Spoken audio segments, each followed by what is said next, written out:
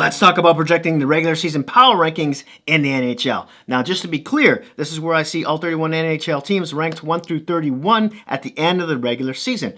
But to spice it up just a little bit, I've also separated all the teams within 6 tiers, having anywhere from 2 to 6 teams in each tier. The reason I did that is because I can see teams moving around within these tiers and kind of lets me off the hook just a little bit, right? So there's that. Now, let's start off in Tier 6 with only 2 teams in it, beginning with team number 31, the Detroit Red Wings. Act surprised. Now, Greiss and Co. should improve their game a little bit, but they're still 2-3 ways at least from a playoff spot. No surprise there. Number 30, and still in Tier 6, the Anaheim Ducks. Now, the prospect pool is getting much better. Shattenkirk should improve their power play, but man, do I feel bad for John Gibson. Now we're in Tier 5 with 5 teams, starting at number 29, the Chicago Blackhawks. There's lots of injuries, very questionable goaltending, but maybe finishing in this spot is just what the doctor ordered. Number 28, the San Jose Sharks. The Carlson trade was an admirable swing at the cup. It didn't work out. Time to look at the mirror and strip it all down. And on the day of shooting, I heard that Evander Kane might not even be in the lineup. Yikes. Number 27, the New Jersey Devils. No Crawford, no problem. The future's bright, but brace yourselves. Number 26, the LA Kings. Byfield, Velarde, Turcotte, who's day-to-day at the moment. Madden, exciting? They might score more goals this season. Number 25, and last in Tier 5, the Ottawa Senators. New veterans, new prospects, new goaltender. Playing them won't be guaranteed points anymore. Now we're starting Tier 4 at number 24, the Minnesota Wild. Now obviously they've got great D, but can Cam Talbot, their new goaltender, do it again like he did in Edmonton last year? And where's the beef? And by that I mean their center depth. But then there's Fiala on the wing and Kaprizov.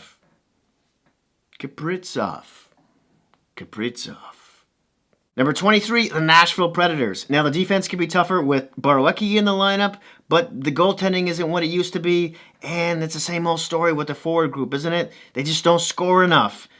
Duchesne and Johansson have to earn those paychecks. Number 22, the Florida Panthers. Now, this should be a grittier team. Rookies like Tippett and Denisenko, if they get a shot, could be great. But what about Bob? What about him? Number 21, the Arizona Coyotes. Now, the personnel changes should make them a tougher team to play against. However, scoring could be an issue again, right? And really, this team is only going as far as their goaltending takes them. Number 20, the Buffalo Sabres. Hall with Eichel. Stahl with Skinner. Eakin as the third-line center. But is Ullmark going to hold up? Number 19, and the last team in Tier 4, the Vancouver Canucks. My friends are going to kill me. Höglander will be fun to watch. Schmidt is an upgrade on Tanev, but the bottom D is a little questionable, and the bottom 6 is thin on offense, unless Virtanen continues what he did last season. Are they getting playoff Demko? And how good will Holtby be after 3 years in decline? Let's see what that goalie coach can do with them. Let's start Tier 3 at number 18, the New York Rangers. Shesterkin looks good. And, hey, Lafreniere, Kako, Pardieu, anyone? But will Zimbabwe regress? And that lefty, yee. But the right side? Mwah. Number 17, the Edmonton Oilers. Now, the forward depth could be deeper this year. Tyson Barrie should rebound nicely on the league's best power play. But the goaltending, Smith, Holland, why? Number 16, the Pittsburgh Penguins. Is this the year the wheels finally fall off? Crosby and Malkin need to stay healthy.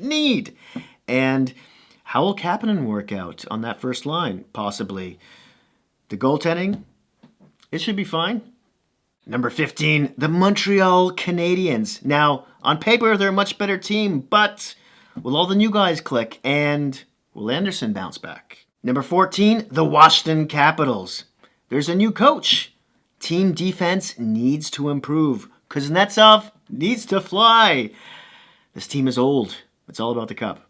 Number 13, the Columbus Blue Jackets.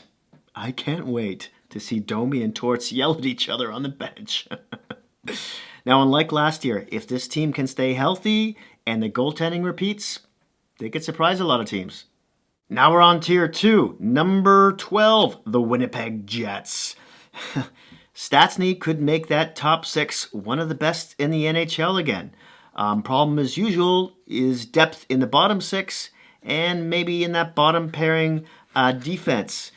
Ken Hellbuck put a solid back-to-back season together for the first time in his career. Number 11, the Boston Bruins.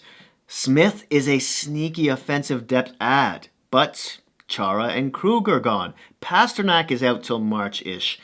Bergeron is now 35, and Kashe hasn't scored in 17 games as a Bruin. However, they still have one of the best goaltending duos in hockey, and Marchand should be ready to start the season. Number 10, the Dallas Stars. Seguin and Bishop will be out till March-ish, but otherwise this is pretty much, well, the same team. If they can stay healthier than last season. Number 9, the New York Islanders. The defense is a little thinner. Can Dobson step it up? Will Wahlstrom and Bellows see any ice time? And I can't wait to watch Sorokin play. Number 8, the Calgary Flames. Hey, not so crazy. They have a Backstrom, ladies and gentlemen. And Goudreau and Monahan are too good not to have a bounce-back season. Now, they have more offensive depth, and only the bottom pair D is a little bit thinner. But hey, if Tanev can stay healthy, it's possible. Number 7, the Carolina Hurricanes, and the last team in tier number 2 here. Fast was a really smart pickup. Nechas and Geeky and Bean are all promising. The only issue is in goal, which could become a bigger deal in the playoffs, of course. Now, let's start tier 1, beginning with number 6, the Toronto Maple Leafs. More leadership, grit, better goaltending duo for a full season, and improved defense should bump this team up a few slots, even though they might be a tad slower on the ice. Number 5, the Vegas Golden Knights. Now they got a top 5 goaltending and defensive duo, but they're now thinner down the middle of the ice. Enter Cody Glass. How's that going to work out? Number 4, the Tampa Bay Lightning. Kucherov is out for the season. Can Stamkos stay healthy? And will Foote get a toe in the blue line? I'm sorry. That was a bad dad joke. Number 3, the Philadelphia Flyers. Oh, the insanity! Hart should improve. Nolan Lindblom are back. But how bad will Niskanen's departure affect the team? Number 2, we're almost there, the St. Louis Blues. Krug and Hoffman will make this team lethal offensively, but worse defensively. Bennington had a lot of wins last season, but he was only a 9-12. Allen's gone. Ken Husso soften the load, but not the win column. Number 1 with a shotgun, the Colorado Avalanche. This team is stacked, and they added Sad and Taves. Can their top players and their goalies stay healthy, though?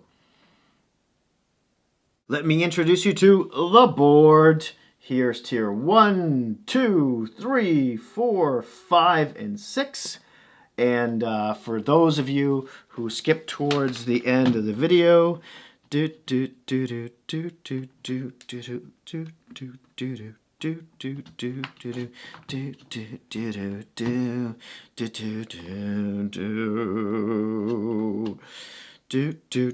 is taking a long time. Here we go.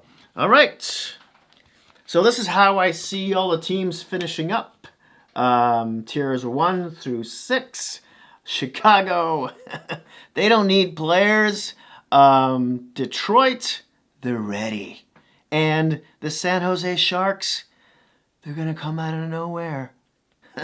Congratulations, thank you for staying to the end of this video. Don't forget to hit like, subscribe, and that notification bell, which will alert you when my next vid comes out. Please be kind to each other out there, and I'll see you soon.